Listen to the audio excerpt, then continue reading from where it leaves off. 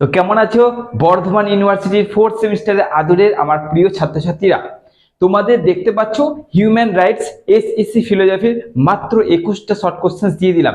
এই কটা কোশ্চেন্স করলে এর বাইরে আশা করছি কিছু আসছে না। তবুও বলে দিচ্ছি, শর্ট কোশ্চেন্স গ্যারান্টি নেই যে আসবে, কিন্তু প্রতিবারই আমি এটাই বলেছি যে আশা করছি এর মধ্যে চলে আসবে এবং চলেও আসে। তো চলো দেখে নাও, মাত্র এই 21টা প্রশ্ন, এই 21টা প্রশ্ন অনেক ভেবে চিন্তে বাছাই করে তোমাদের জন্য এনেছি উত্তর সমেত। তো চলো দেখে নাও, আর অবশ্যই শেয়ার করো। চলো আমার স্নেহের আদরের ছাত্রছাত্রীদের নিয়ে যাদের এসইসি ফিলোজফি হিউম্যান রাইটস রয়েছে, তার মাত্র 21টা শর্ট প্রশ্ন তোমাদের সামনে তুলে ধরলাম। দেখো, গাদাগুচ্ছে করেও লাভ নেই, তার থেকে কমন আসবে কিনা কেউ বলতে পারবে না, তাই কম প্রশ্ন দিয়েছি, আসলে এর মধ্যেই চলে আসবে। তো চলো দেখে নাও।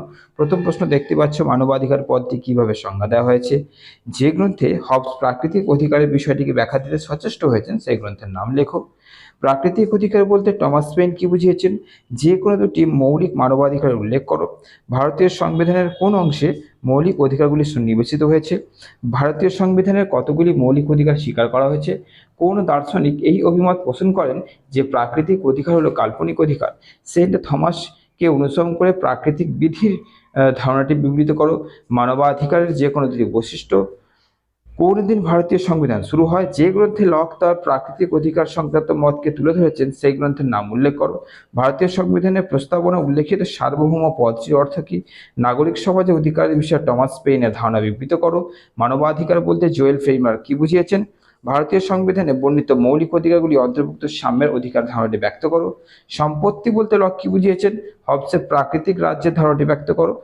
আর প্রাকৃতিক অধিকারের তত্ত্ব খণ্ডনার্থে এডমুন্ড বার্গ প্রদত্ত যুক্তির যে কোনো একটি উপস্থাপিত করো। আর মানবাধিকার বলতে টমাস হেলগিন কি বুঝিয়েছেন? তারপরে ভারতীয় সংবিধানের প্রস্তাবনা উল্লেখিত ধর্মনিরপেক্ষ পদটি অর্থ কি? এবং শেষ প্রশ্ন হচ্ছে তোমাদের, যে কোনো দুটি মৌলিক মানবাধিকারের উল্লেখ করো। ব্যাস, এই হচ্ছে তোমাদের প্রশ্ন। এখানে দুটো জায়গায় আমি 3-4টে দিয়ে দিয়েছি।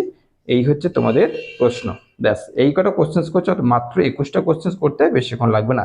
দেখে নাও প্রশ্নগুলো, পরীক্ষা তোমাদের ভালো হবে।